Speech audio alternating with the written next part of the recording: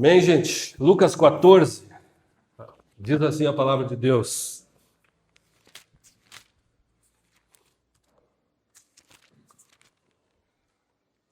Grandes multidões acompanhavam Jesus, e ele, voltando-se, lhes disse: Se alguém vem a mim e não me ama mais do que ama o seu pai, a sua mãe, a sua mulher, os seus filhos, os seus irmãos, as suas irmãs e até a sua própria vida, não pode ser meu discípulo. E quem não tomar a sua cruz e vier após mim, não pode ser meu discípulo. Pois qual de vocês, pretendendo construir uma torre, não se assenta primeiro para calcular a despesa e verificar se tem os meios para construir? Para não acontecer que, tendo lançado os alicerces e não podendo terminar a construção, todos os que a virem zombem dele, dizendo: Este homem começou a construir e não pode acabar. Ou qual é o rei que, indo para combater outro rei, não se assenta primeiro para calcular se com 10.000 homens poderá enfrentar o que vem contra ele com 20.000?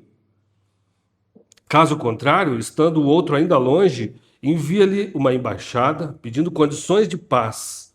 E assim, pois, qualquer um de vocês que não renuncia a tudo o que tem, não pode ser meu discípulo.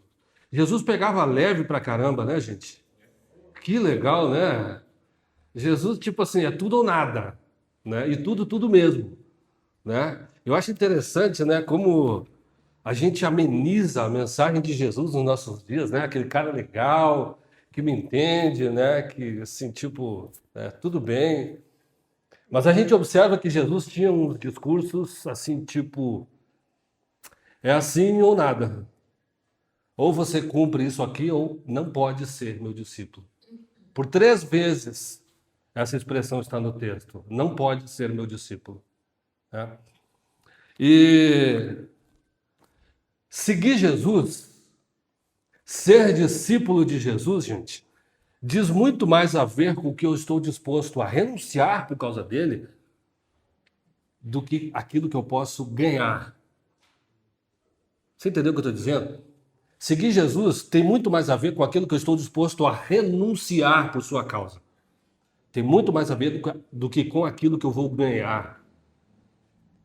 Apesar de que nós ganhamos vida eterna, nós temos promessas e promessas maravilhosas na Escritura. Desculpe, mas enquanto estivermos aqui,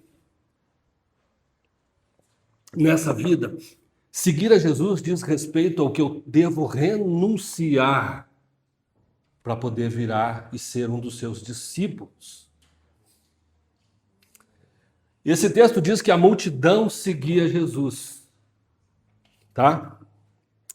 Mas Jesus não estava buscando popularidade. Jesus nunca buscou popularidade. E Jesus nunca se impressionou com o número de seguidores. Pelo contrário, gente, me parece que Jesus às vezes até se incomodava com isso. Se você ver João 6, Jesus tem um discurso tão duro que o texto de João, finalzinho do capítulo, vai dizer que a partir disso, o texto diz assim, duro é esse discurso. E depois diz, a partir disso, muitos já não o seguiam mais. Então Jesus não era um influencer, né, que quer likes, que quer seguidores. Jesus não veio com esse motivo, não veio com esse propósito. E esse texto aqui, gente, ele é uma peneira. Jesus está passando uma peneira na multidão. Jesus está passando uma peneira na vida da igreja. Tá? Jesus testa esses discípulos e essa multidão que está seguindo. Jesus está peneirando e dizendo, não tem como ser meu discípulo. Não dá. Se não for com essas condições, certo? E Jesus sabia que a maioria das pessoas não estaria disposta a renunciar a algumas coisas para segui-lo. Na multidão dos seguidores de Jesus haviam curiosos, haviam aqueles empolgados, entusiasmados que estavam querendo ver algum milagre de Jesus, estavam buscando algum tipo de sinal. E Jesus, ele alinhou as expectativas quando ele vai mencionar isso, essas renúncias. E o tema da minha mensagem aqui é as 4 exigências de Jesus. Jesus faz 4 exigências aos seus discípulos, aqueles que querem ser discípulos, aqui nesse texto, tá? E esse é um grande problema que nós temos com a evangelização moderna, tá? A igreja abriu a porta que Jesus disse que era estreita. E Jesus falou que a porta é estreita, o caminho é estreito. Mas a igreja deu um jeito de alargar, construiu uma porta bem grandona e todo mundo pode passar. É aquele tipo de evangelização, vem e vai ficar tudo muito bom. Isso não é bíblico, né? A primeira, olha só, antes da primeira exigência ainda, Jesus vai fazer 4 exigências então. 3 delas estão ligadas a renúncias e uma outra relacionada aos custos que a gente precisa fazer quando se dispõe a ser discípulo de Jesus. 3 exigências falando de renúncias e uma exigência falando do cálculo, dos custos de segui-lo. E nós precisamos tomar cuidado para não invertermos os papéis, porque o crente hoje é que se colocou no lugar de fazer exigências.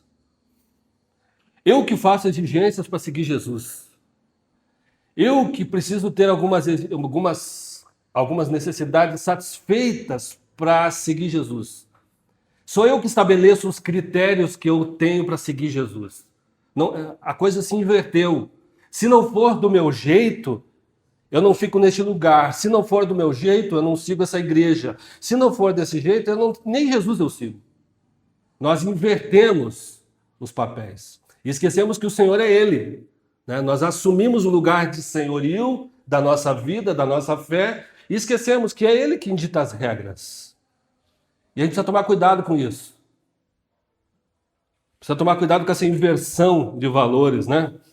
A primeira exigência, gente, de Jesus aqui no texto, ele é claro, ele quer estar acima de tudo, tá? Esteja disposto a colocar Cristo acima de tudo, o que você mais ama. Jesus disse que a gente tem que amá-lo mais do que nós amamos a nossa família. Pai, mãe, irmãos, irmãs, filhos e filhas. Essa é a primeira exigência de Jesus. Se você não me amar mais do que essas pessoas, você não está pronto para ser meu discípulo. Você não está pronto para ser meu discípulo. Jesus sabia muito bem que a conversão seria um empecilho para muitas pessoas. Jesus sabia muito bem que muitas pessoas enfrentariam oposição dentro de casa quando começassem a segui-lo. Jesus sabia muito bem que a gente vive no Brasil a realidade agora já, mas por exemplo, de um catolicismo um pouco mais antigo, quando alguém se convertia a uma fé cristã, evangélica, pessoas perdiam até a sua herança. Pessoas ouviam, você não faz mais parte dessa família se você for para a igreja dos crentes. Jesus está aqui no meio de uma realidade de judaísmo. E ele sabia que alguns judeus que se convertessem a ele teriam que deixar a sua tribo, seriam rejeitados pela tribo. Você sabe que haviam 12 tribos em Israel. E você sabe que também o que Jesus está dizendo é que em muitos casos a conversão exigiria uma ruptura com a família. Porque a família não aprovaria esse caminho. E aí Jesus disse, se você tiver que escolher entre o reino de Deus, entre eu e a sua família, você vai ter que ficar comigo. Você vai ter que fazer essa escolha de me amar mais do que você ama os da própria casa. Primeira exigência de Jesus nesse texto. Numa situação em que as pessoas tivessem que escolher, Jesus diz: eu tenho que ser a prioridade na sua vida. O número 1.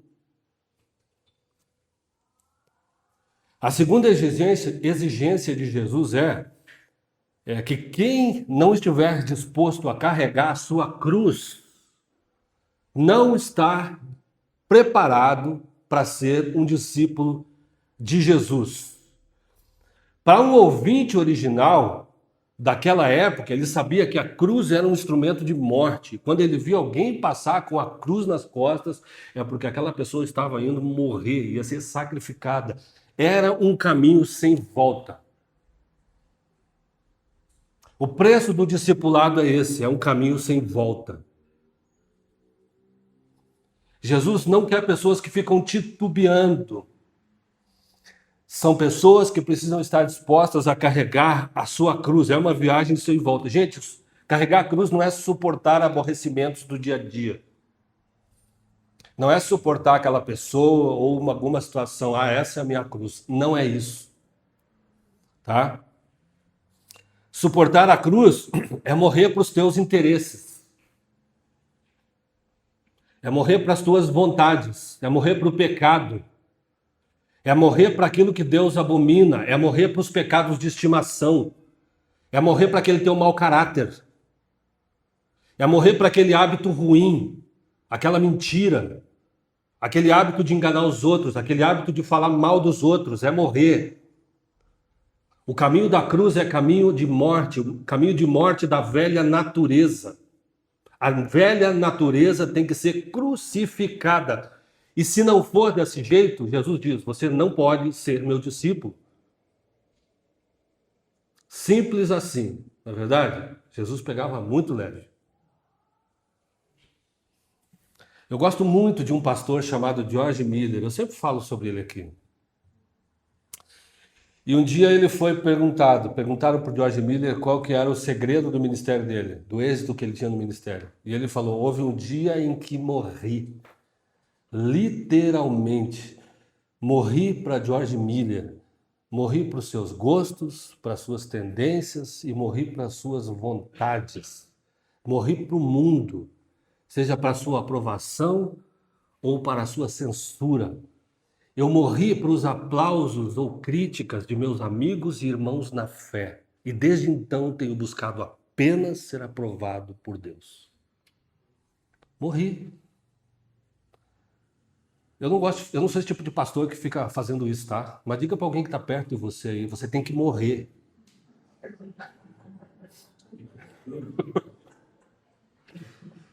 Você tem que morrer.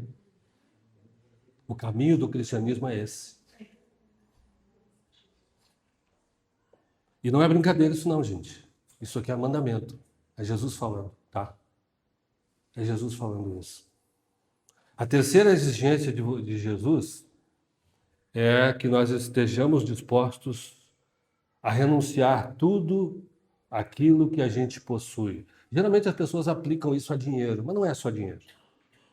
É tudo aquilo que forma um ídolo no teu coração. O jovem rico um dia perguntou para Jesus o que ele poderia fazer para alcançar a vida eterna. Aí ele falou, não, eu já faço isso, já honro meu pai, já honro minha mãe, etc. E Jesus diz, vai, vende tudo que você tem então e venha me seguir. E o texto diz que ele foi embora triste. Então, Jesus não está falando necessariamente dessa questão, ele está falando de ídolos que vão sendo gerados no nosso coração e que precisam morrer também. Jesus está dizendo que nada deve de ficar fora do seu senhorio na minha vida e na sua vida, certo? Jesus sabia que o coração humano ele é corrompido. Jesus sabia da capacidade das pessoas de matar, de brigar, de se dividir, de criar facções por causa de heranças, por causa de dinheiro. E Jesus está dizendo, essa natureza precisa morrer. Então ele diz, esteja disposto a renunciar a tudo quanto tem por minha causa. Tudo quanto tem. Então, queridos, a caminhada do discipulado é uma caminhada de renúncia, é uma caminhada de morte. Jesus não pegou leve, Jesus não estava procurando seguidores, Jesus não estava querendo montar uma turma de evangélicos para seguir ele, tá? Mas de gente que estivesse disposta a ir às últimas consequências por sua causa. A mensagem do evangelho não é essa mensagem água com açúcar, que tem muitas pessoas divulgando aí. A quarta exigência de Jesus, gente, é que eu e você precisamos calcular os custos de segui-lo. Eu e você precisamos calcular os custos. Jesus vai usar duas figuras aqui, tá? A primeira é de um construtor. Um construtor que tem uma livre decisão de ver se ele tem como terminar a construção. Se ele vai começar alguma coisa e ele tem como terminar o que ele está construindo. Para que ele não passe vergonha. E não fique envergonhado de ter começado algo e não poder terminar. Aqui na Manuel Ribas, um pouquinho mais adiante, aqui tem uma construção inacabada. Eu não sei qual o problema. Se foi falta de recursos, se foi algum problema na justiça, se foi algum problema... Enfim, não sei. Mas eu sei que há bastante tempo eu passo por ali e vejo aquela construção e eu fico me perguntando o que aconteceu, né? Nós brasileiros conhecemos muito bem essa realidade. O Brasil tem obras faraônicas que começaram e não foram terminadas, trazendo desperdício do dinheiro público. Além de não conseguirmos terminar, ainda há o desperdício daquilo que começou. Então Jesus ele manda analisarmos como o construtor faz. Eu tenho como começar, chegar ao meio e terminar essa construção?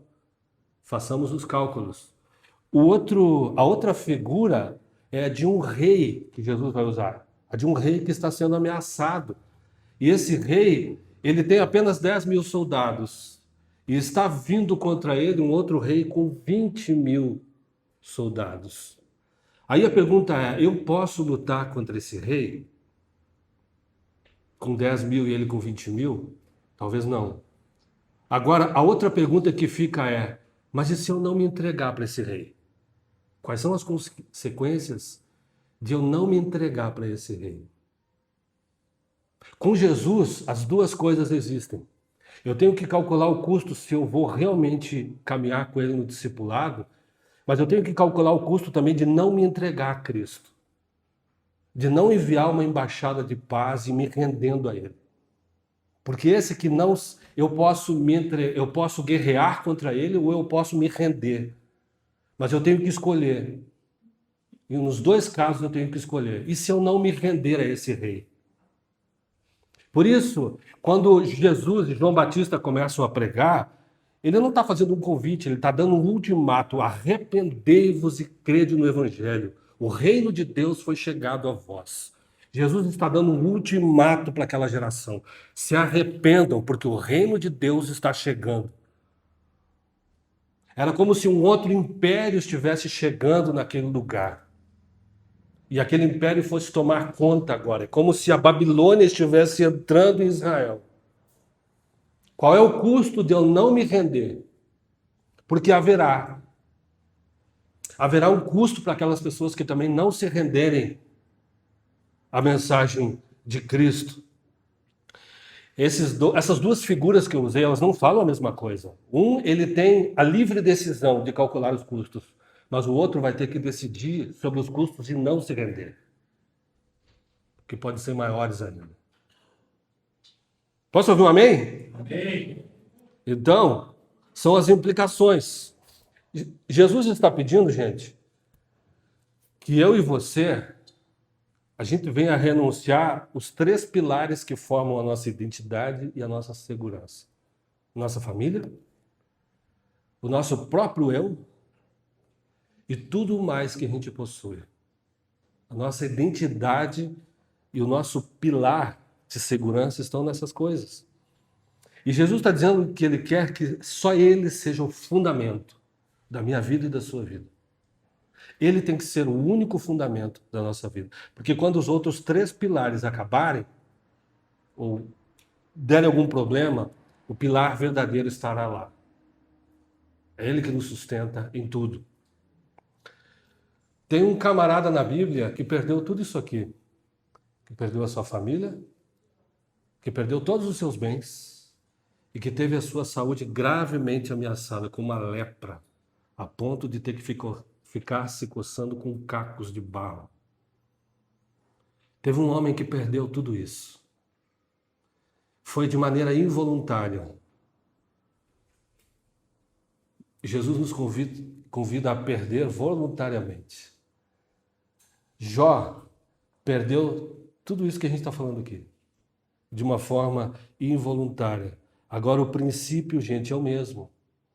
Quando os outros pilares somem, o que resta revela onde estava o coração de Jó. E Jó vai dizer o quê? O Senhor deu, o Senhor tomou. Bendito seja o nome do Senhor. Jó perdeu tudo isso, mas não perdeu a sua fé. O pilar estava lá. O fundamento estava lá. O alicerce da sua vida estava lá. E Jó teve tudo restituído no final da sua vida. A própria esposa o convocou a amaldiçoar o seu Deus e morrer. E ele falou: você está falando com uma louca. Deus era o pilar de Jó quando os outros três falharam. Nossa segurança está nesse pilar, que nunca falha. Quando os outros pilares terminam, esse é eterno e não pode ser abalado. Amém? Amém. Eu tenho uma outra reflexão para fazer aqui com base nisso tudo. Gente, ou Jesus era um louco, o que está por trás das exigências que Jesus está falando? Por que Jesus faz esse nível de exigência? Tá? Primeira coisa que a gente precisa entender era quem era Jesus. Jesus não era um curandeiro, não era um simples rabino ou um simples líder criando uma nova seita. No Antigo Testamento, somente Deus podia exigir esse tipo de lealdade. No Antigo Testamento, amarás o Senhor teu Deus com todo o teu coração, com toda a tua alma, com todo o teu entendimento, com todas as tuas forças. Jesus tem uma mensagem aqui. Esse nível de exigência revela quem era Jesus naquele momento. Ele está pedindo uma lealdade que só deveria ser entregue a Deus. Jesus está exigindo uma lealdade absoluta que só era dada a Deus. E tem uma mensagem nisso. O próprio Deus encarnado estava falando com aquela geração. Qualquer outra pessoa que pedisse esse nível de exigência poderia ser acusada de blasfêmia. De blasfêmia. Jesus exige um nível de lealdade absoluto a ele. Não era qualquer homem que estava falando. Então Jesus, o que está por trás disso é a pessoa de Jesus, quem ele é. E um segundo momento, o que está por trás de toda essa exigência de Jesus era a missão de Jesus. O tempo está cumprido, disse ele. É chegado o reino de Deus. Jesus veio estabelecer o reino de Deus sobre a terra e não havia nada mais importante do que o reino de Deus sendo estabelecido sobre a face da terra. Jesus foi o cumprimento de diversas profecias do Antigo Testamento. Tá? O ministério de Jesus é a intervenção soberana de Deus sobre o mundo. Paulo diz que Jesus veio no tempo certo, no cronos de Deus. Perdão, no kairos de Deus. No tempo de Deus. Então, Jesus veio para ser aquele rei que Daniel anunciou. Todos os povos, nações, línguas o servirão, e o seu domínio é um domínio eterno que não passará. Se nós entendemos diante de quem nós estamos, diante de qual missão nós estamos, e diante do que ele veio fazer, dá para entender o nível de exigência que Jesus está fazendo aos seus discípulos. Ele não veio implantar uma religião, ele veio implantar o reino de Deus sobre a terra. O reino de Deus estava sendo estabelecido. Nada era mais importante do que isso. Por isso, esse nível de exigência que ele estava pedindo dos seus discípulos, exigindo, na verdade. E nenhum outro interesse poderia estar acima disso. É como um súdito, né? Vamos usar uma linguagem mais atual. Vamos supor que eu trabalhei no Itaú 20 anos e agora eu vou trabalhar no Bradesco. E enquanto eu estiver no Bradesco, eu preciso ser agora leal a quem? Vou continuar sendo leal ao Itaú, a filosofia, trabalhando no Bradesco. É o que Jesus está dizendo. Com esse novo reinado agora, a minha lealdade tem que ser total a Ele e não aquela vida que eu vivia. A minha lealdade precisa ser total a Cristo. Eu estou indo para a aplicação da minha mensagem e para a conclusão. E eu quero repetir: seguir Jesus não diz respeito àquilo que eu vou ganhar necessariamente com isso, mas aquilo que eu estou disposto a renunciar por causa de Cristo. E a gente só consegue isso quando a gente entende quem Jesus é de fato e qual a missão e o propósito de Jesus. Gente, você consegue perceber no teu dia a dia que você faz parte de algo muito maior que Deus estabeleceu? Que Jesus não veio para me dar uma vida melhor nessa terra, ele veio também, óbvio, mas isso não é a finalidade de tudo, isso é uma parte. Muitos cristãos vivem a vida cristã pensando naquilo que podem ganhar nessa terra, em como viver melhor aqui. Sendo que o plano de Jesus é para a eternidade. Jesus está estabelecendo um reino. Você consegue se ver como parte de um reino, de alguém que assumiu o trono e que vai reinar sobre nações? Você consegue se ver como parte de algo maior? Ou a gente vive, me perdoe a falar dessa forma, não é para ofender ninguém, mas a gente vive às vezes como galinha, olhando para baixo, sem compreender o reino, sem compreender Jesus, sem compreender o seu propósito, sem compreender o mundo espiritual, sem compreender a grandeza daquilo que foi realizado na cruz. Por isso Jesus diz que o nosso chamado ao discipulado tem um custo, gente. E agora tem algo muito interessante quando a gente reflete sobre Jesus, tá? O Jesus que perde tudo foi o único que pagou tudo primeiro. Jesus não está pedindo um sacrifício que ele mesmo não fez. Jesus não está pedindo nada do que ele não tenha feito primeiro. A cruz que ele manda eu e você carregar, ele carregou primeiro. Tá? O chamado não vem de um líder que exige um alto sacrifício enquanto se poupa. Enquanto assiste. Ele fez tudo primeiro. Ele pagou o preço primeiro, ele renunciou primeiro, ele carregou a cruz primeiro, ele renunciou a sua glória primeiro, ele renunciou a sua família primeiro, ele renunciou tudo primeiro que nós. Então, essa exigência não vem de um líder que só exigiu, mas não fez aquilo que ele estava exigindo. Ele que deu o exemplo. A peneira que Jesus usou com a multidão passou primeiro por ele. Ele passou por essa peneira. E essa peneira, ela continua hoje sendo usada e necessária sobre a vida da igreja. Certo?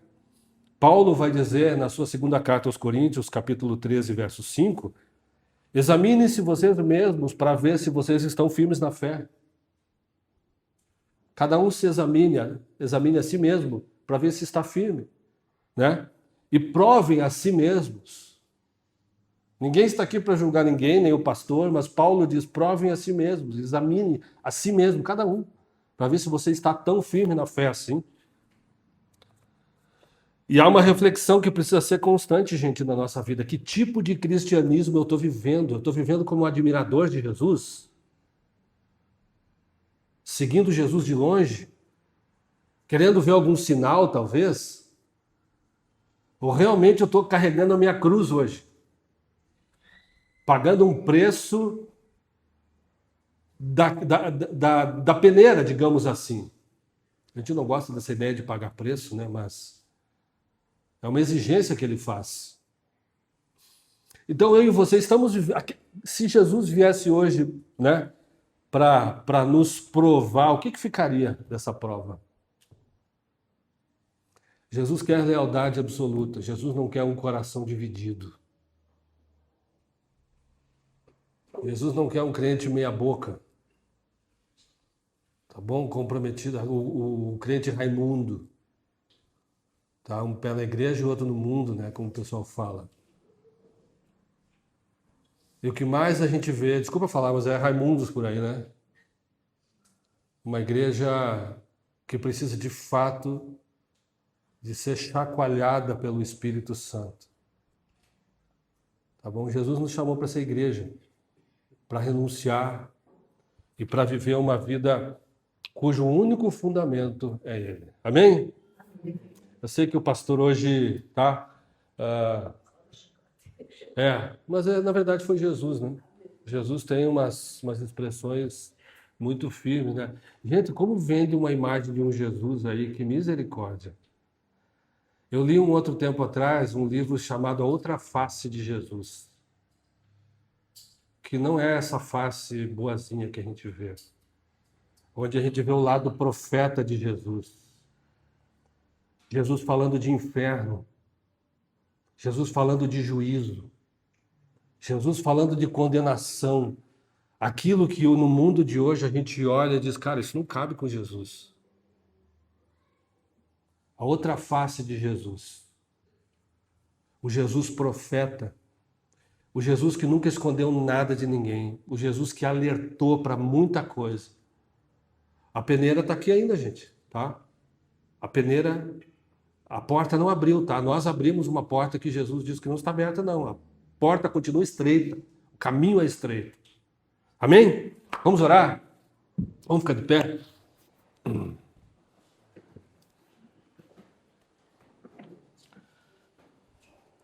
Nós vamos refletir esse mês sobre o caminho do discipulado, sobre o caminho da jornada com Jesus.